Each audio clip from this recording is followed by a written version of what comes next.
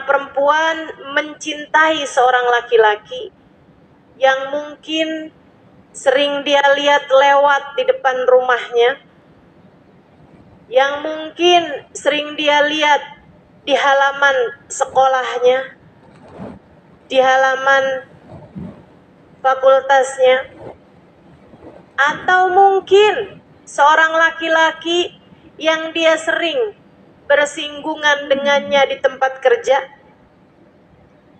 akan tetapi dia merasa, bukankah kalau saya mendekatinya, bukankah kalau saya menunjukkan rasa cinta saya kepadanya, itu adalah sesuatu yang dosa, atau saya khawatir nanti saya akan kecewa. Maka dia pun memilih untuk mencintai dalam diam. Dek, saya manggilnya Dek nih yang beginian nih. Kayaknya nggak kebayang kalau umur perempuan tersebut 50 tahun. Masa 50 tahun masih pakai seragam sekolah? Teman-teman sekalian, untukmu yang sedang berada di dalam rasa yang seperti itu adalah ujian yang Allah Subhanahu wa Ta'ala berikan kepadamu untuk Allah mengujimu. Namun sebelum kamu merasa, waduh, ujian ini sangat berat ya Ustazah, teman-teman sekalian yang saya muliakan, kamu juga harus tahu bahwa itu adalah sebuah kenormalan. Kamu normal. Kalau masih senengnya sama orang yang pernah kamu lihat. Yang gak normal tuh orang-orang tuh nonton drama Korea sampai aktor yang dia lihat di drama Korea dia pasang posternya di mana-mana. Ini yang ketawa merasa atau gimana nih? Sampai jangankan ketemu orangnya, baru ngelihat fotonya doang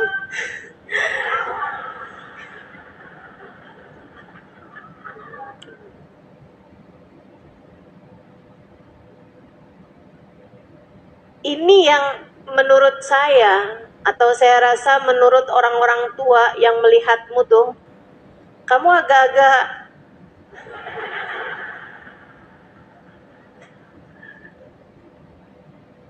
agak-agak nggak normal gitu dalam pandangan kami para orang tua ini ya. Saudaraku sekalian yang saya muliakan, atau misalnya gitu, kamu jatuh cinta kepada yang kamu pikir ada, alien. Itu nggak normal teman-teman, nggak normal.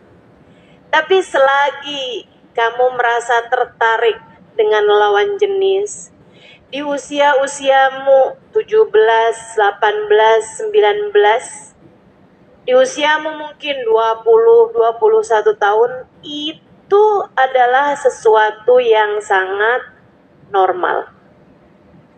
Kalau saya liatin sih jatuh cinta kepada lawan jenis seperti ini nih, kayak semacam penyakit cacar buat hidup orang.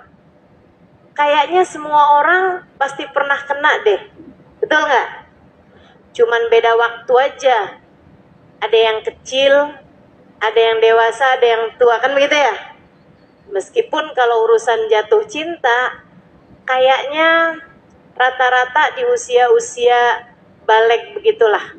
Nggak normal juga kalau anak saya nih Ustazah jatuh cinta Ustazah sama laki-laki. Umurnya berapa? 4 tahun. Nggak normal kan? Ada usia-usia normal ya. 12, 14 gitu kan. 12 belum. 15, 17 gitu kan. Meskipun nih dengan adanya tayangan-tayangan di televisi, sinetron-sinetron, film-film, atau bahkan tayangan-tayangan di mana-mana bikin anak-anak zaman sekarang urusan begituan gedenya cepet. Masa ada anak SD kelas umur 8-9 tahunan dia tulisin surat ke temannya, dia bilang, "Umi, nanti pulang sekolah kita jalan bareng ya." Dijawab sama temennya, "Siap Abi."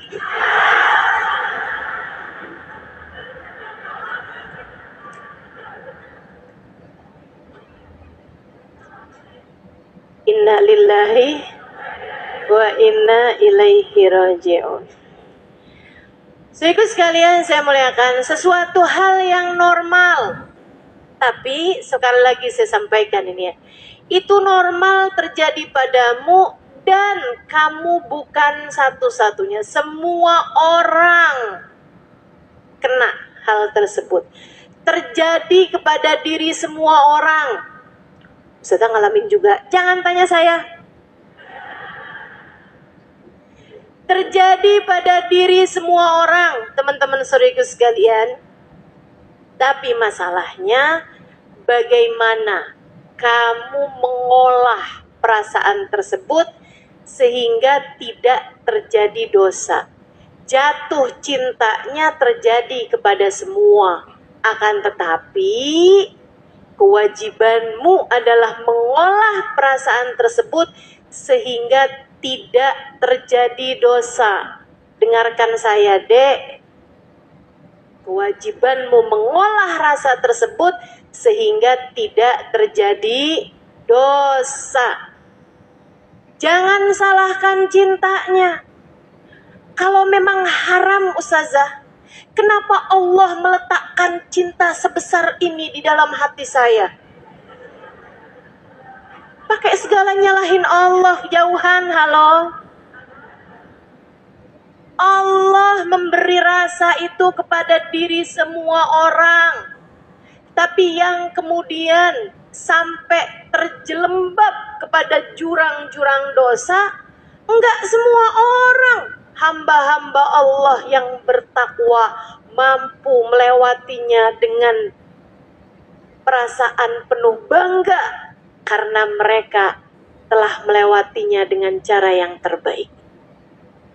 Ada banyak hamba-hamba Allah pernah punya rasa yang seperti itu, tapi mereka mengolah.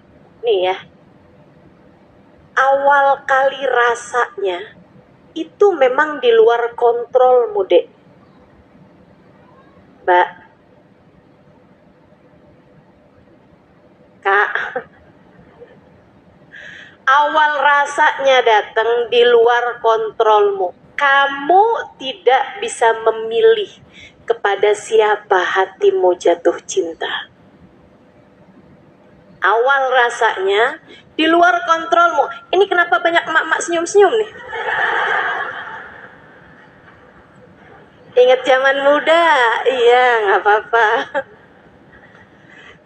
Awal rasa itu datang di luar kontrol. Sekali lagi, kamu tidak pernah punya pilihan untuk bisa memilih kepada siapa kamu jatuh cinta. Nggak bisa tuh. Jatuh cinta itu adalah niscaya, maksudnya sesuatu hal yang gitu aja gitu. Allah Subhanahu wa taala taruh gitu kan. Ketika kamu merasa waktu tiba-tiba berhenti berputar.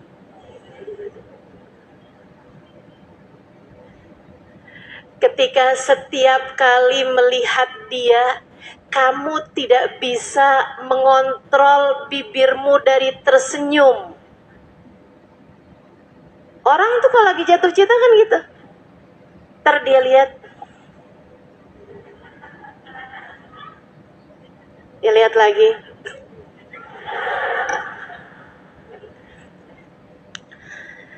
Dia ngerasanya tuh orang lagi ngeliatin dia gitu, padahal kagak.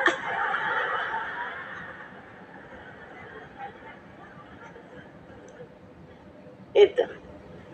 Rasa awalnya itu Allah Subhanahu wa taala yang kasih, teman-teman. Yang kasih. Dan seperti yang saya bilang, itu semua orang dapat kayak begituan. Cuman abisnya itu kamu deketin dia, ngajak kenalan, minta nomor telepon, nggak semua orang melakukannya.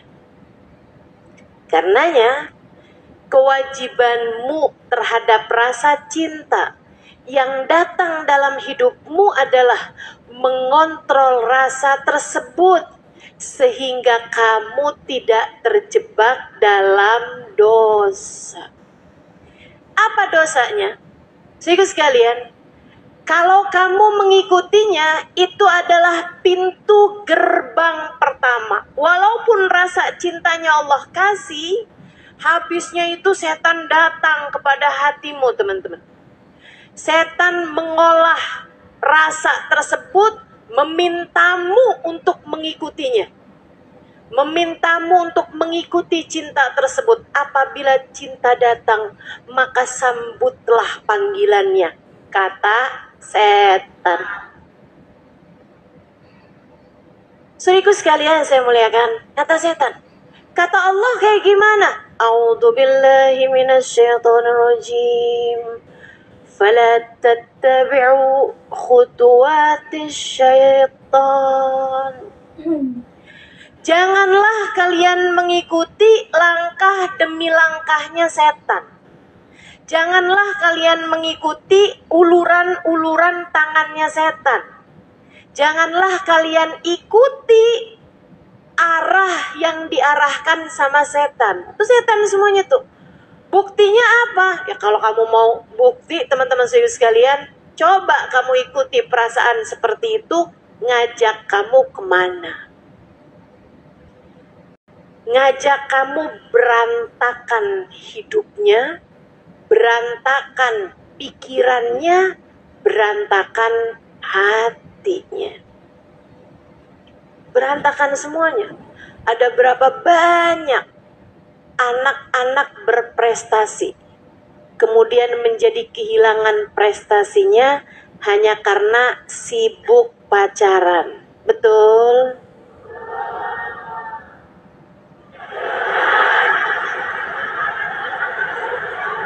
Kenceng bener deh.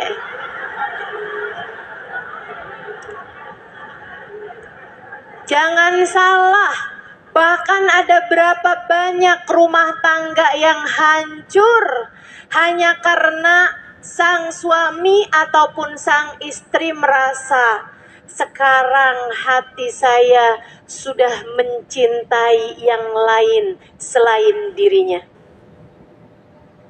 Ada banyak banget yang kayak begitu kejadian. Banyak teman-teman saudaraku sekalian. Gimana ya, hati saya sudah tidak cinta lagi kepadanya. Kenapa? Kamu mengikuti ajakan-ajakan setan. Ketika setan tersebut menjadikan rasa cinta yang Allah SWT letakkan kepada hatimu sebagai sebuah ujian, dia jadikan sebagai sebuah jebakan demi jebakan mendekatkanmu kepada perzinaan. Na'udzubillah min dzalik. Ustazah, ini tuh nggak zina kok, cuman seneng aja ustazah. Seneng apa? Seneng berdua-duaan. Kamu pikir setan tuh nggak punya pengalaman kerja apa? Setan itu pengalaman kerjanya ribuan tahun. Menggodamu kecil banget buat setan. Setan itu gak bakalan ngajakin anak yang biasa pergi ngaji, bakti sama orang tua, buat langsung zina. Gak sebodoh itu. Dia akan mengajakmu buat kenalan. Kalau kenalan kayak dosa apa kayak nggak dosa? Kayak nggak dosa, betul nggak? Halo? Kamu ngelihat zina dosa besar apa nggak? Oke, sekarang kamu ngelihat kenalan dosa besar apa dosa aja? Apa nggak dosa? Ayo coba, kenalan doang, kenalan. Kamu anggap dosa apa nggak dosa?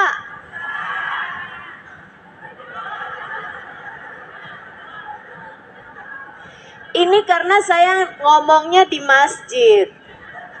Karena saya nanyanya di masjid. Coba saya nanyanya di sekolah, bukan sebagai Ustazah Halimah, beda lagi jawabannya.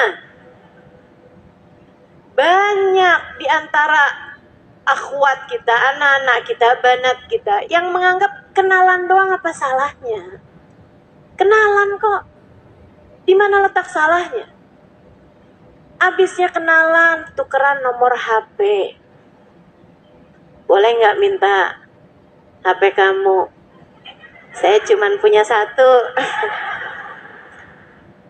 Maksud saya nomornya juga cuman punya satu. Teman-teman sih sekalian, sampailah kemudian mereka kenalan. Dari awalnya salam, kemudian sapa. Kan gitu ya, nyapanya lewat chat. Hai. Bermula dari hai.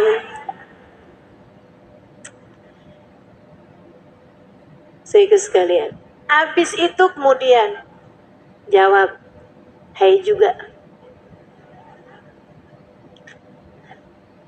Apa kabar? Saya yang tadi minta nomor telepon kamu.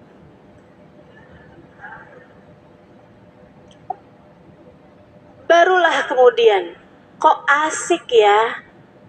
Kok dia menyenangkan ya diajak ngobrol? Kok dia seru banget ya? Jatuh cinta itu seperti bendungan.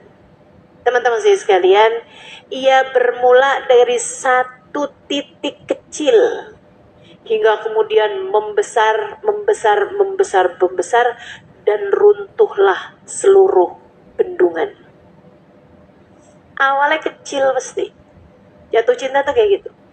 Dari semula dia bukan siapa-siapa bagimu, hingga kemudian kamu sesekali mengingatnya, hingga kemudian kalau diikutin dengan itu tadi, sapa, kemudian mulai bicara, mulai teleponan. Teman-teman sih sekalian, bermula dari kamu sesekali mengingatnya hingga kemudian bahkan dalam sholat kamu tetap mengingat dia.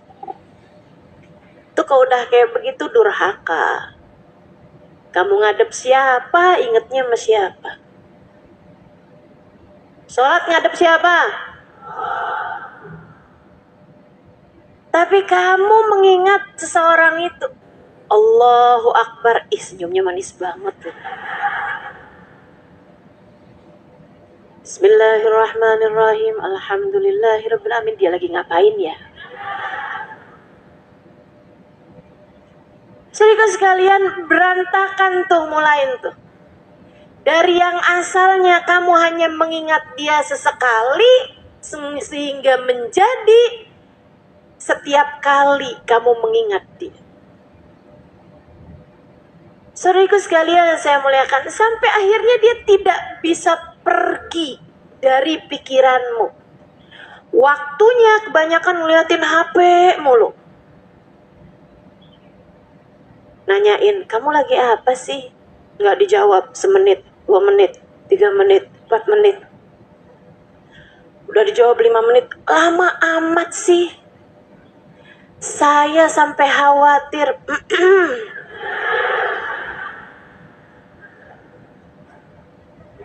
Ya Allah, ya. Rusak sudah hidupmu teman-teman. Tuh kalau kayak begitu tuh kamu udah terjangkit. Ya. Terjangkit virus namanya jatuh cinta. Abisnya itu kalau udah teleponan, tungguin aja. Pengen ketemuan, kemudian ketemuan. Dari yang asalnya ketemuan senengnya bareng-bareng, lama-lama berduaan aja ya, yang lain rese.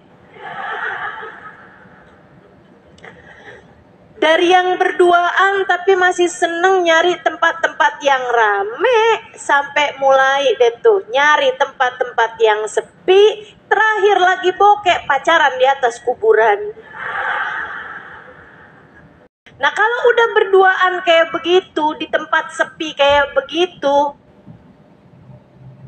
bagaimana kamu punya kendali terhadap bisikan setan untuk mengajakmu kepada perbuatan yang haram? Dari yang awalnya mungkin hanya sekedar genggaman tangan, kemudiannya habisnya dia nangis, masa sih saya nggak pelukin, untuk memberikan kehangatan.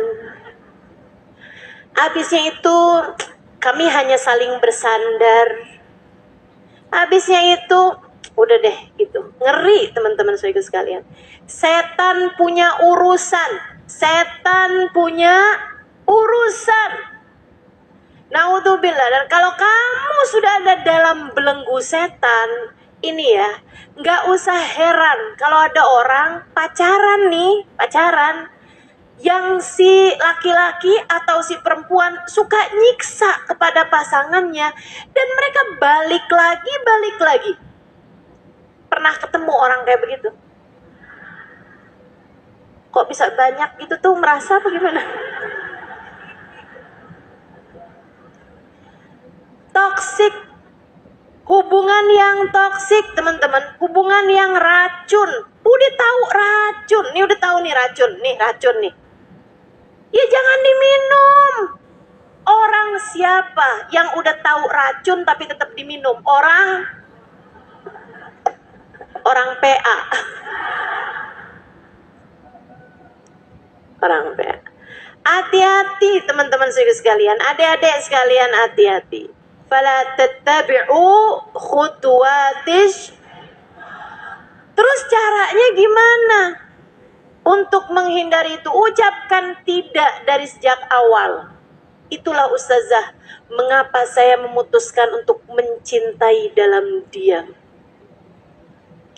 Saya takut ustazah, kalau saya tunjukin, kalau saya ekspresikan, akhirnya nantinya tuh jadi kalang kabut hati saya, nanti hati saya juga kecewa, nanti saya juga pacaran ini itu, saya juga takut dosa. Jadi ya udah, saya mencintai dia dalam diam. Terus apa yang kamu lakukan? Saya mendekapnya dalam doa. Kusebut namanya dalam sepertiga malam. Kala tangan-tangan malaikat kepak-kepak sayap mereka siap mengaminkan doa-doa saya.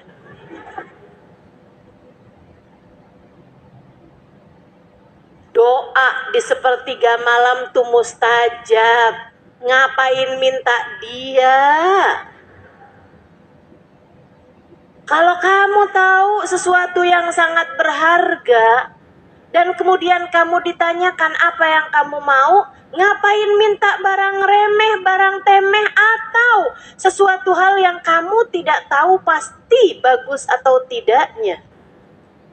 Jadi sekalian, nih kamu nih ya, misalnya gitu, dapat hadiah dari orang yang sangat kaya raya misalnya. Dia bisa memberikan kepadamu bahkan uang 100 juta, misal. Terus dia bilang, kamu akan saya kasih hadiah, kamu minta apa? Ada nggak di antaramu yang bilang, wafer di kaleng kongguan? Ada yang mau minta kayak gitu? Enggak. Kamu pasti akan meminta sesuatu hal yang menurutmu sangat berharga gitu. iPhone yang terbaru, misal. Ya kan ya? Cincin berlian, misal. Atau apalah gitu, yang menurut kamu sesuatu yang berharga. Demikian pula dengan doa sepertiga malam yang terakhir.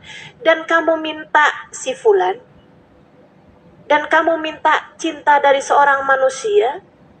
Dan kamu berharap seseorang yang itu dia, kamu mencintainya dalam diam. Apa doamu? Saya mau tahu, apa doamu?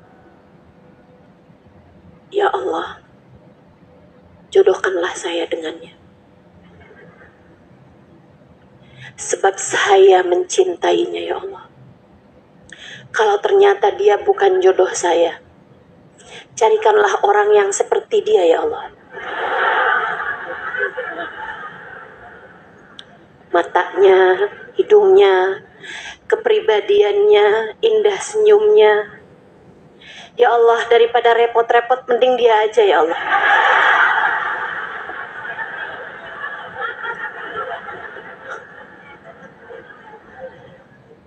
Ayolah, kamu mau doa apa? Mau doa apa? Sehingga sekalian saya muliakan. Iya, habis gimana dong Ustazah? Sekarang pacaran nggak boleh, mencintai dalam diam, dalam doa juga nggak boleh. Yang sebaiknya apa? Saya pernah lama berpikir hal ini, karena saya sukanya mikir. Kenapa Allah mengenalkan rasa cinta sedalam, seperih itu dalam hati kita? Saya kalau liatin cinta, jatuh cinta, semua jatuh gak sih? Rasanya perih, betul? Rasanya sakit. Orang tuh kalau lagi jatuh cinta, hatinya rasanya sakit. Enggak kok Ustazah seneng. Oh, tunggu dulu. Senengnya berapa persen, susahnya berapa persen? Betul apa enggak?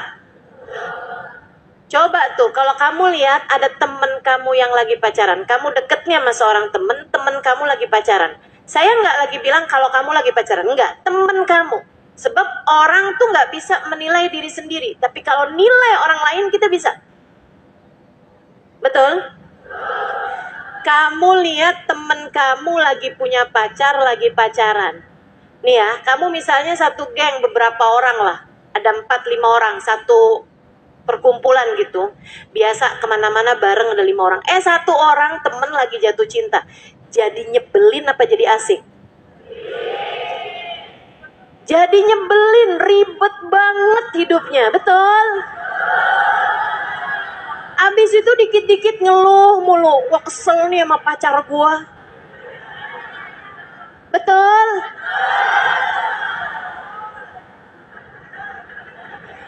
Terlihat hidup dalam bahagia atau terlihat hidup menyedihkan?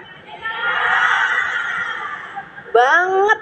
Apalagi kalau udah dia cemburu, apalagi kalau udah dia nangis-nangis, apalagi kalau udah dia banting pintu, nangis di balik pintu.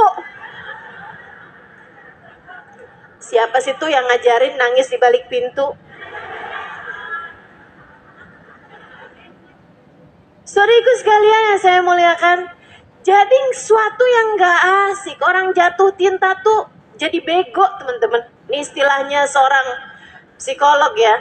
Orang tuh kalau jatuh cinta itu ada apa istilahnya, neuron dalam pikirannya, teman-teman saya sekalian, hormonal neuron yang setara dengan narkoba,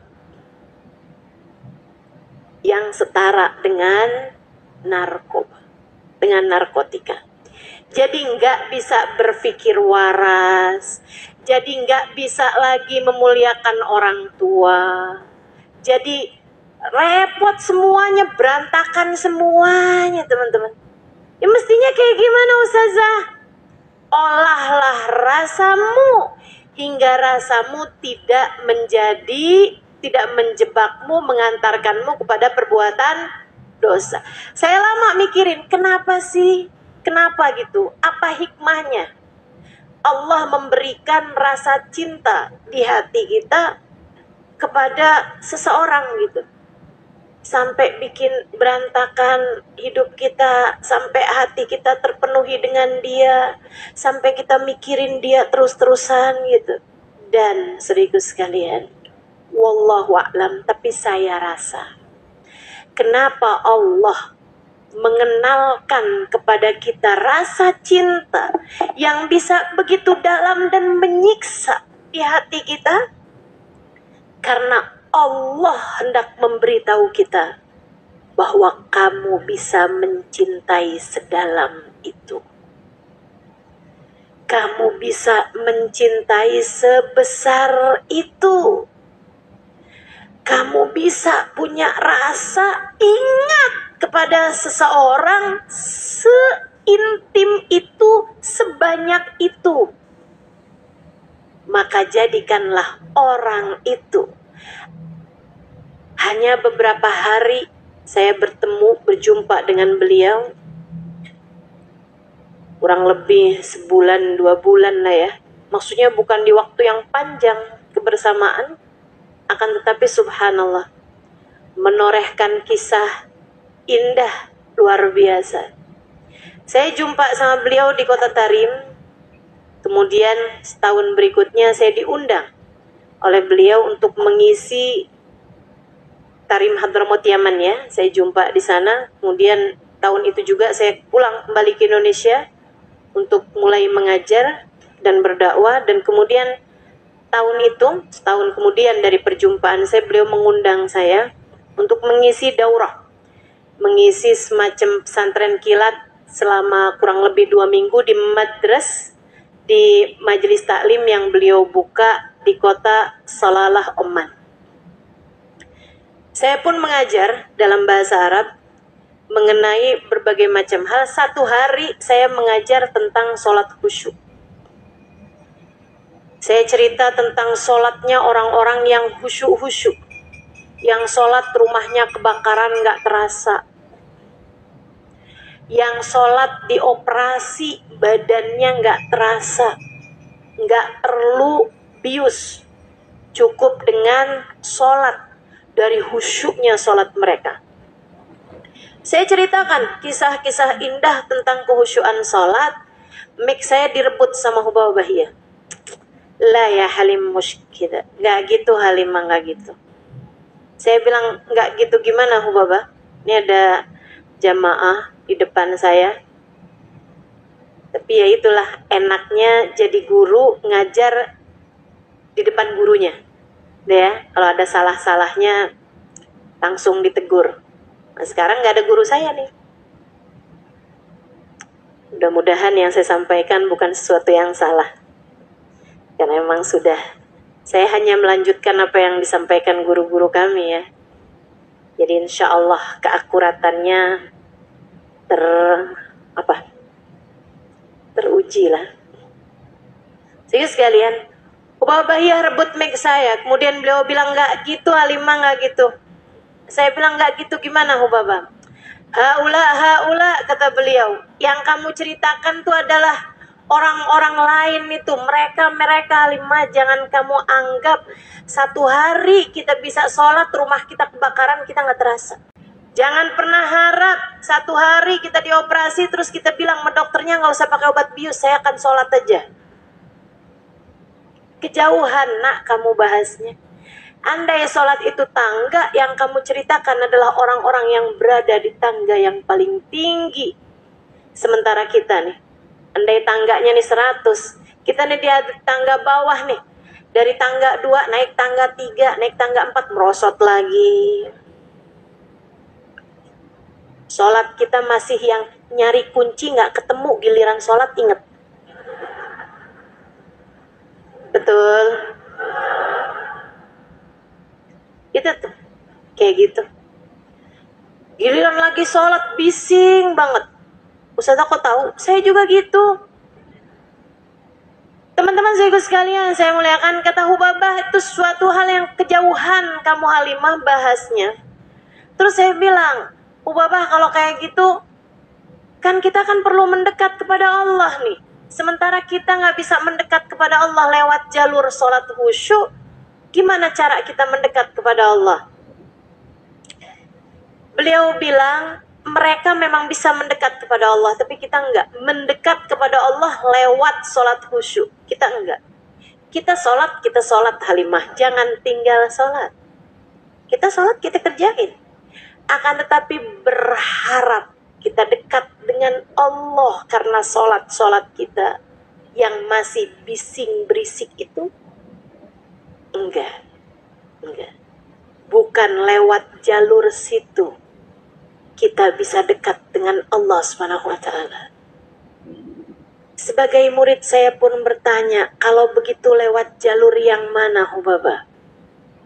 Dan Hubabah mengatakan, ma'ana nabi ya khair nabi.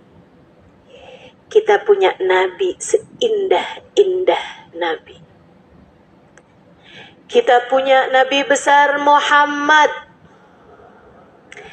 ada di tingkat tertinggi kedekatan dengan Allah Tuhan kita.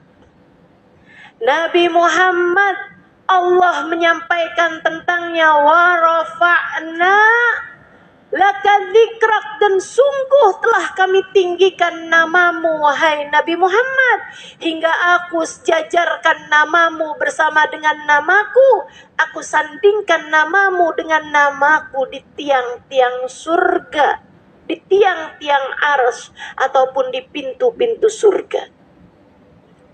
Kita punya nabi, orang terdekat dengan Allah Subhanahu wa taala.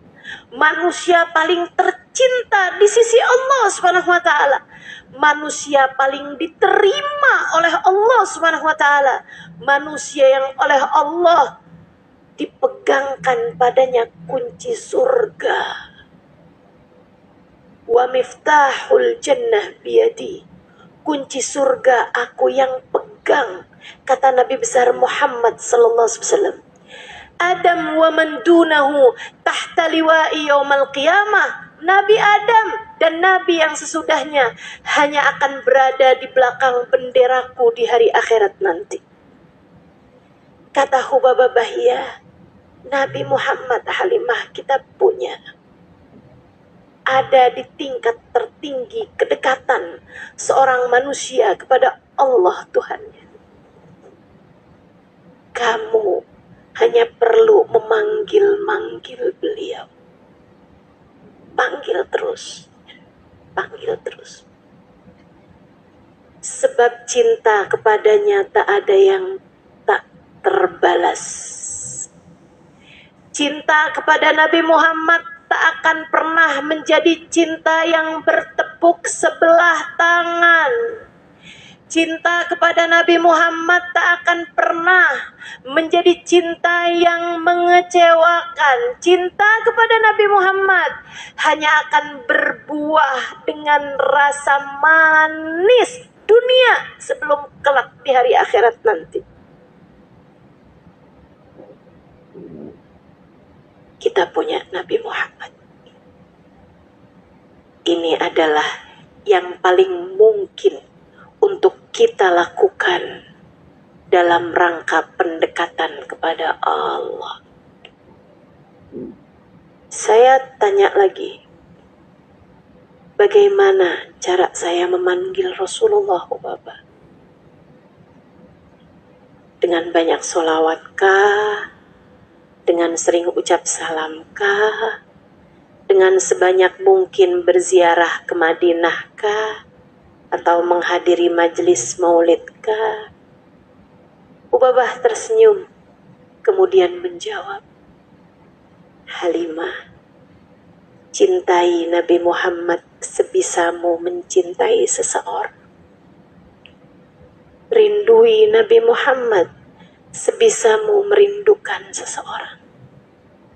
Bukankah kamu pernah merindukan seseorang hingga mengalir deras air mata kerinduan padanya?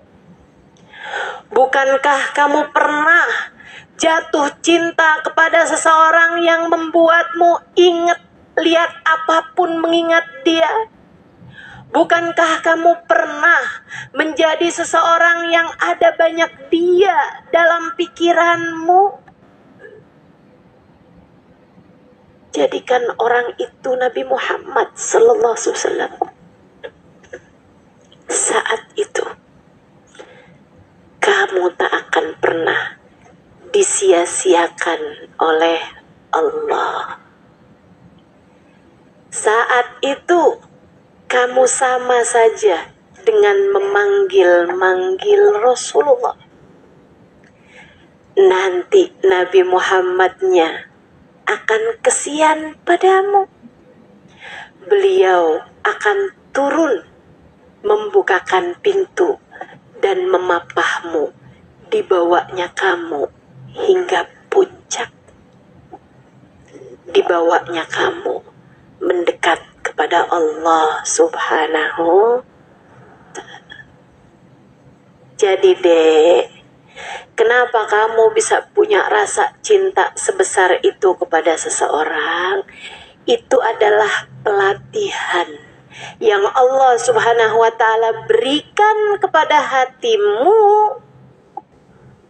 untuk kamu pakai rasa cinta tersebut kepada seorang manusia yang akan menjadi penyelamat bagimu, pemberi syafaat bagimu, syafi'il musyaffa',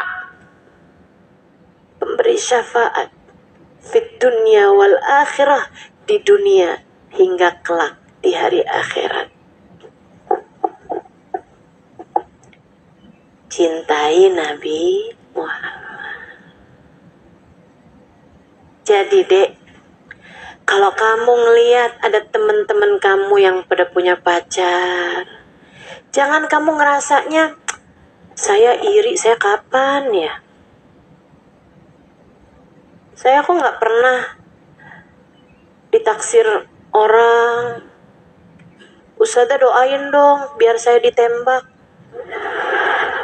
Saya kaget setengah mati waktu dengernya. Ini istilahnya adik-adik zaman sekarang kan gitu kan. Dia nembak gue. Kena enggak? Pas di jantung.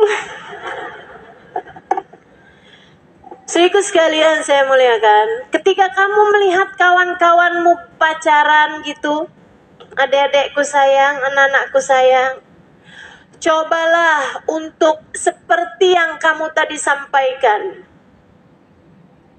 Bangun di sepertiga malam terakhir, saat-saat intim antaramu dengan Allah SWT.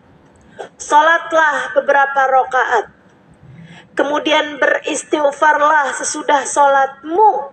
Kemudian bersolawatlah kepada Nabi besar Muhammad. Kemudian ucapkanlah sesudah kamu bersolawat beberapa solawat. Sampaikanlah, ya Rasulullah, saya umatmu. Teman-teman saya pada mulai punya pacar, wahai Rasul. Tapi saya tidak mau melakukannya, andai pun ada yang datang mendekati saya. Karena saya berharap menjadi umat yang kau terima cinta dari saya untukmu. Ya Rasulullah,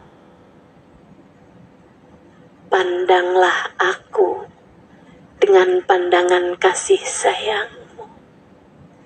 Lihatlah diriku, wahai Rasul, yang selalu berucap La ilaha illallah Muhammad Rasulullah. Engkau utusan Allah untukku.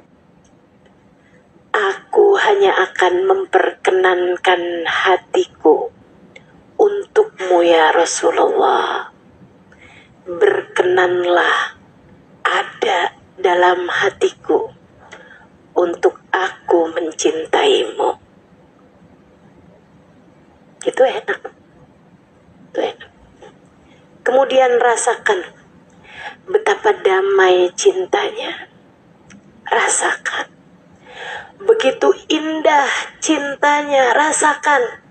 Begitu indah kasih sayangnya saat itu.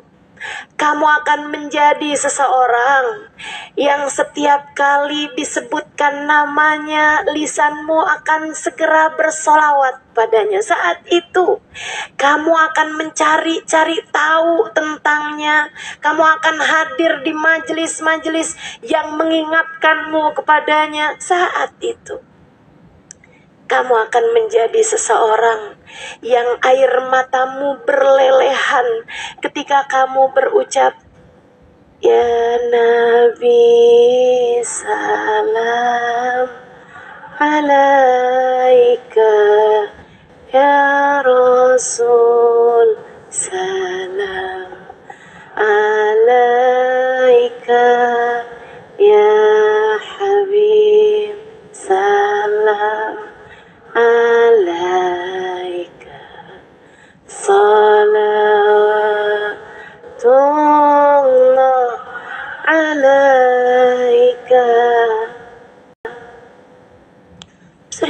sekalian saya muliakan, saat itu Allah akan menghadirkanmu untuknya, dan Allah akan menghadirkannya untukmu. Hidupmu akan jauh lebih bahagia. Tak akan lagi kamu segitunya mengejar-ngejar cinta manusia, sebab cinta manusia terindah telah berhasil kamu rasakan. Makanya teman-teman, kalau kamu bisa sedalam itu cinta sama orang, kamu merasa nih sekarang nih, saya kok bisa dalam banget ya Ustazah cinta sama orang, itu pasti karena kamu belum dalam cintanya kepada Nabi Muhammad, atau bahkan belum cinta kepada Nabi Muhammad. Orang kalau udah kenal cinta sama Nabi Muhammad, sama yang lain biasa-biasa aja. Ustazah maksudnya dia gak bisa cinta sama suaminya, urusan lain nih. Dia cinta sama suaminya, tapi cintanya biasa-biasa aja. Gak akan ada ceritanya, suami saya nih sekarang jatuh cinta perempuan yang lain. Cinta ditolak, sianida bertindak. Gak ada. Gak akan ada ceritanya orang kalau udah cinta sama Nabi Muhammad di hatinya nih gede teman-teman. Gak akan ada ceritanya sampai dia itu berusaha cari tahu kemana pergi suaminya. Kemudian kau besar cintanya nih kepada Nabi Muhammad SAW. Gak akan ada ceritanya juga gitu. Dia sakit hati kepada perempuan, sakit hati yang besar banget pada perempuan yang suaminya jatuh cinta lagi kepadanya, sampai bikin dia akhirnya, jadi suami saya bisa selingkuh, saya juga. Gak akan ada ceritanya kayak begitu. Perempuan yang punya cinta besar kepada baginda Nabi besar Muhammad Sallallahu Alaihi Wasallam, gak akan ada ceritanya, ini hidung kurang mancung, biar suami saya tambah seneng dah sama saya operasi plastik. Gak akan ada menghalalkan segala cara demi untuk suami, gak ada. Kenapa gitu? Sebab saya baca dalam Al-Quran, A'udzu billahi minasyaitonir rajim, wal mu'minuna asyaddu hubban lillah. Orang mukmin gak akan pernah besar cintanya kepada apapun dan siapapun, sebab orang mukmin cintanya yang terbesar kepada Allah. Orang mukmin cintanya kepada Allah, cintanya kepada Rasulullah penuh seluruh ruang hatinya, hingga dia tidak akan pernah mencintai siapapun dan apapun lebih daripada cintanya kepada Allah dan Rasulnya. Ada. Biasa-biasa aja.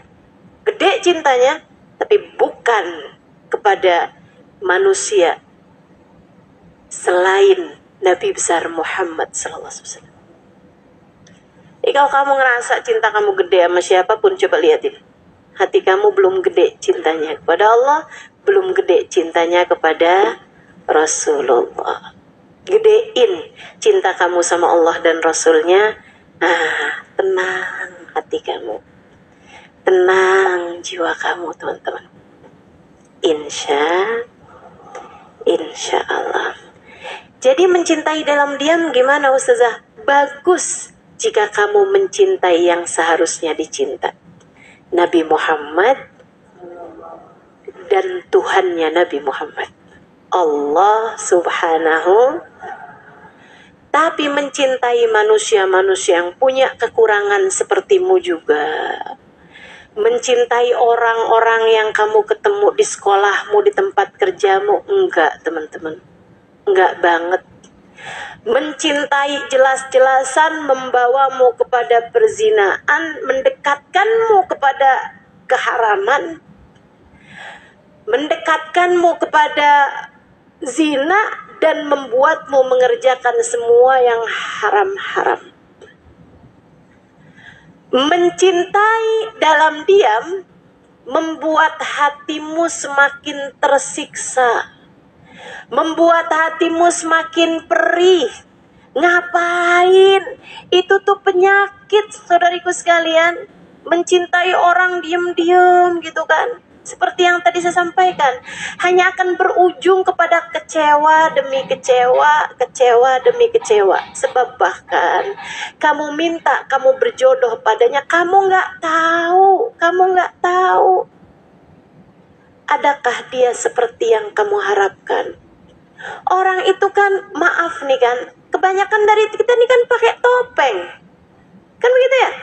Hakikat asli orang tersebut nggak bisa kamu lihat dengan hanya kamu memandang wajahnya, dengan hanya kamu bicara berapa kali sama dia. Nggak bisa. Kamu nggak tahu segala sesuatu tentangnya.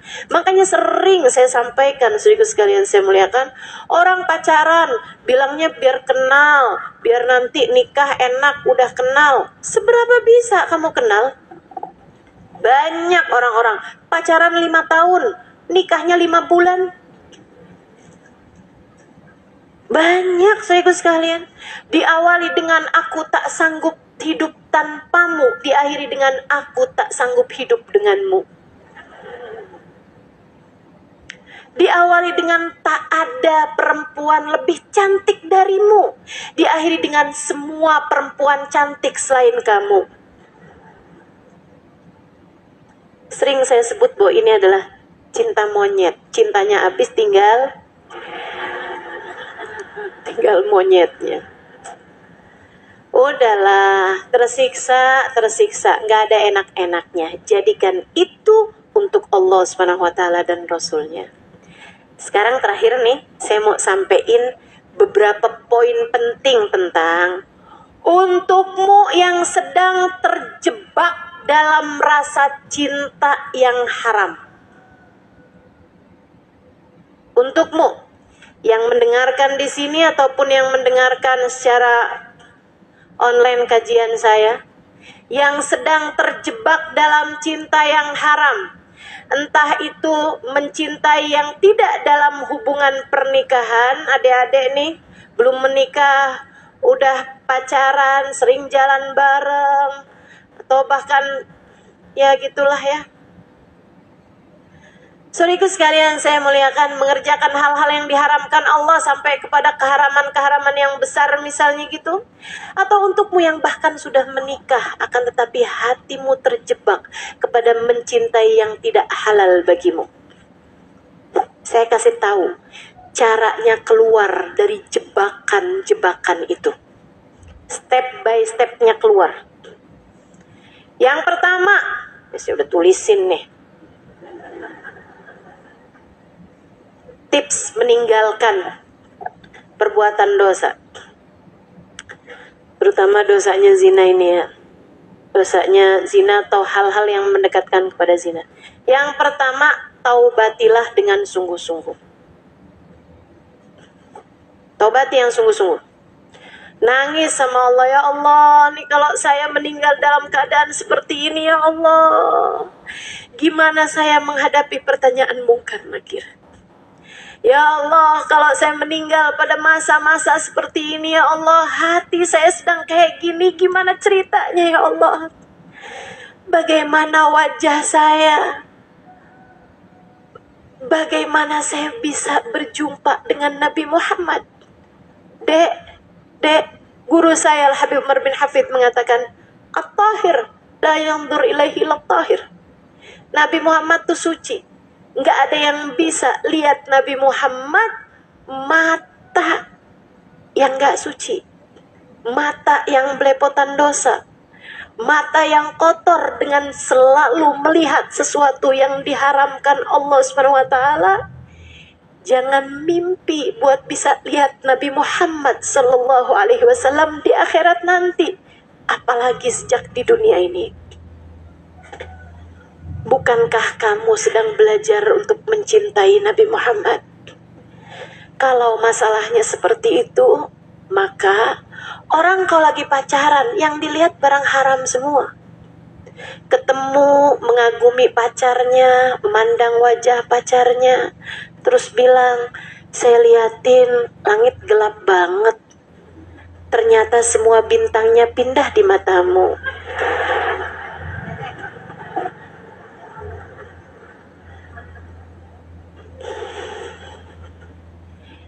setan semua, teman-teman. As-sahmul masmum min iblisil marjum.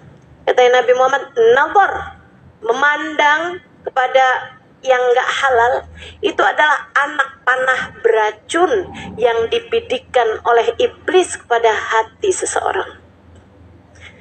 Pandangannya udah penuh racun semua, itu baru mandang. Belum lagi kalau terjadi hal-hal yang tidak diinginkan ya, meskipun mereka berdua menginginkannya, nyari hotel, nyari, aduh udah bahaya semua tuh matamu itu.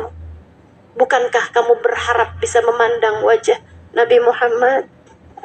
Bukankah kamu berharap di akhirat nanti kamu bisa memandang wajah Sayyidah Fatimah Zahra? Sayyidah Fatimah tuh pernah bilang, al-khair lin nisa an la tara rajulan wa la yaraha rajul. Sebaik-baik hal yang dilakukan perempuan adalah tidak melihat laki-laki dan tidak dilihat laki-laki yang bukan mahramnya. Itu sebabnya saya pakai cadar dan hanya membuka ketika semuanya perempuan. Saya lagi belajar. Kepengen jadi perempuan yang wajah saya tidak dilihat laki-laki. Dan saya belajar untuk tidak melihat laki-laki yang bukan mahram saya. Teman-teman saya sudah berhasil? Belum. Namanya juga orang belajar. Ya kan begitu? Makanya saya minta semua yang hadir di majelis-majelis saya, jangan foto saya. Kenapa gitu? Takut tar fotonya hilang, kan ada yang lihat. Kan begitu? Udah aman-aman jangan foto saya. Ustazah saya foto buat saya aja kok, diem-diem aja. Ya kan kamu gak tahu gitu. Nanti kemana foto itu, ya kan? Udah. Lagian mata bisa lupa siapa yang dia lihat, tapi hati tak pernah lupa siapa yang dia cinta. Kita biar terhubung dengan hati aja. Begitu kan ya? Saudaraku sekalian saya muliakan, taubati dosa-dosamu itu. Ustazah saya nih sekarang masih lagi pacaran nih. Saya taubat Ustazah, taubat. Kenapa gitu? Karena teman-teman saya sekalian, walaupun kayaknya nih saya kalau ketemu sama dia lagi nih, saya kayaknya bakalan balik lagi dah. Saya bakalan cinta lagi, saya bakalan ini lagi. Saudaraku sekalian saya muliakan, kamu tahu itu haram, taubatin dulu aja. Kamu gak pernah tahu, mungkin abis kamu taubat kamu mati. Betul apa enggak? Mungkin habis taubat kamu mati, sehingga kamu mati dalam keadaan sudah bertaubat. Mungkin sesudah kamu taubat dan kamu putus sama dia gitu, dianya kemudian meninggal dunia, kamu menyelamatkan dia juga. Maka saudaraku sekalian saya muliakan, taubati dulu aja. Ya Allah, maafin mata saya ya Allah, yang suka lihat yang haram-haram, maafin telinga saya ya Allah, yang dengerin dia ngomong sampai jam 4 pagi. Saya udah ngantuk nih, tutup dong, kamu aja. Sampai subuh. Saudaraku sekalian yang saya muliakan, ya Allah, maafkan lisan saya ya Allah. Maafkan tangan saya ya Allah, maafkan kaki saya ya Allah. Maafkan semua anggota tubuh saya ya Allah, maafkan hati saya ya Allah. Taubat teman-teman, minta ampun sama Allah Subhanahu wa taala. Minta maaf sama Allah Subhanahu wa taala atas segala dosa yang telah kamu lakukan. Itu yang nomor 1. Jangan biarkan setan mengelabuimu dengan bilang, "Alah, taubat, ntar besok juga kerjain lagi." Taubat apaan? Abis ini dia ngecat juga kamu bawa lagi. Abis itu dia bilang, "Jangan putus dong sayang." Kamu juga gak tega lagi. Jangan biarkan setan mengelabuimu dengan hal itu. Kamu taubat. Abis itu kamu minta sama Allah, ya Allah, beri aku kekuatan. Ya Allah, jauhkan aku dari dosa. Hanya Engkau yang dapat melakukannya. Kamu mintanya dengan sungguh-sungguh, sangat mungkin untuk Allah Subhanahu wa taala ijabah. Yang kedua, percaya bahwa kamu bisa menjauhi dosa tersebut. Jadi pede hatinya. Jadi pede. Apalagi kalau kamu udah mulai ngerti cinta sama Nabi Muhammad, kamu bisa bilang, ya Rasulullah, ya Rasulullah, temenin ya Rasulullah, syafaatin ya Rasulullah, biar saya bisa kuat ninggalinnya ya Rasulullah, biar saya mampu ninggalinnya ya Rasulullah. Itu. Sholawatan banyak-banyak. Sholawatan banyak-banyak. Kemudian kamu percaya Allah akan bikin kamu jadi hambanya yang salehah. Nabi Muhammad berkenan menerima kamu sebagai umatnya.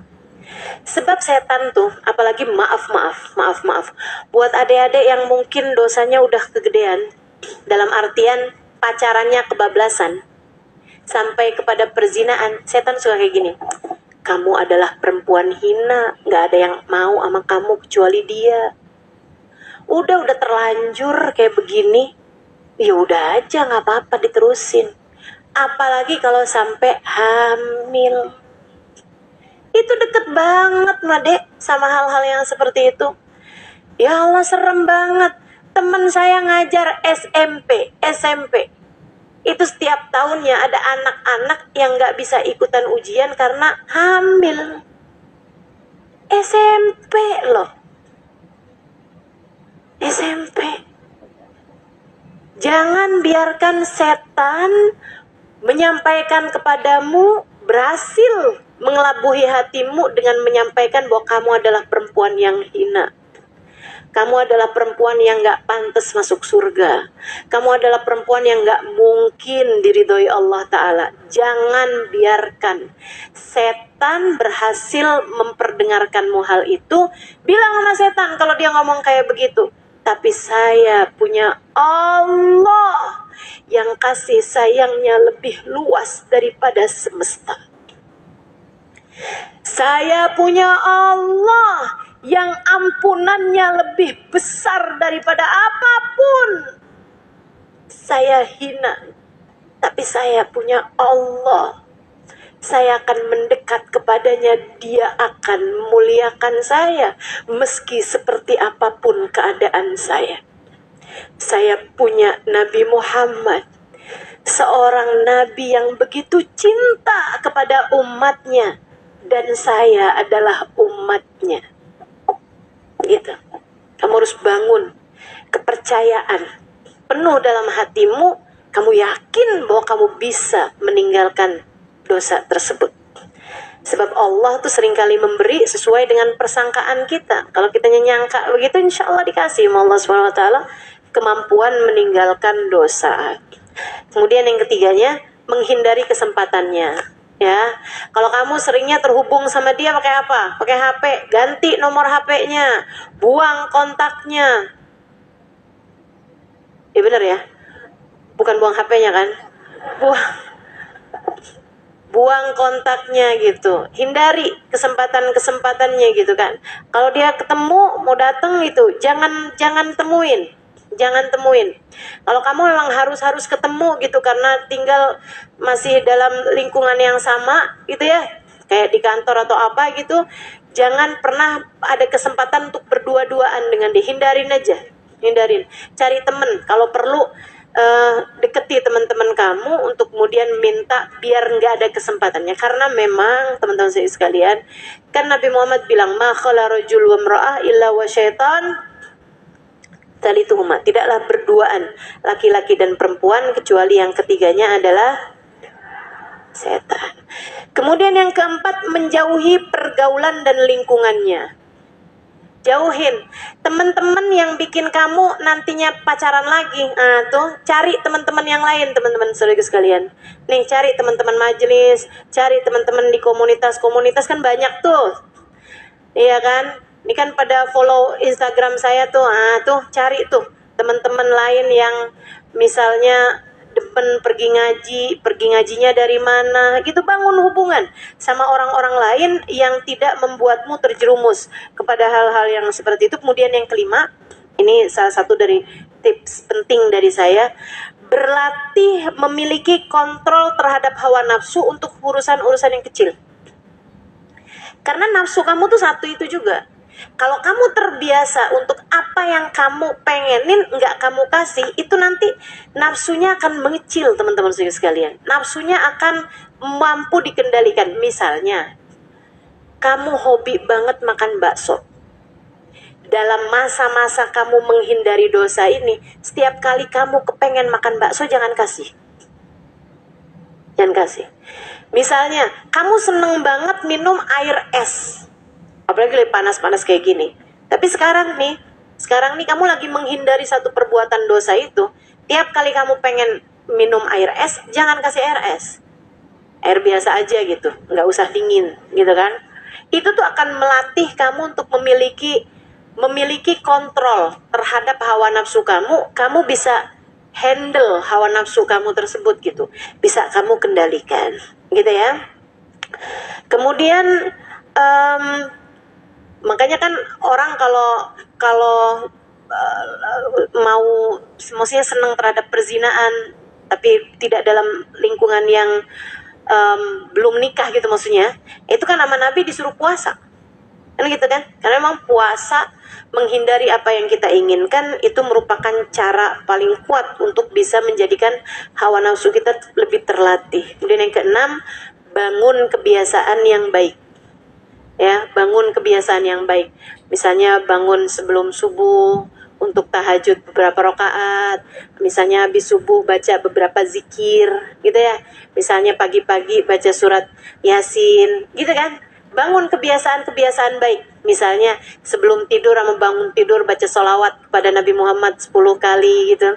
Nggak harus sesuatu yang sifatnya ibadah secara langsung. Bisa juga misalnya kayak setiap pagi kamu latih untuk tersenyum gitu kan. Latihan senyum nih gitu.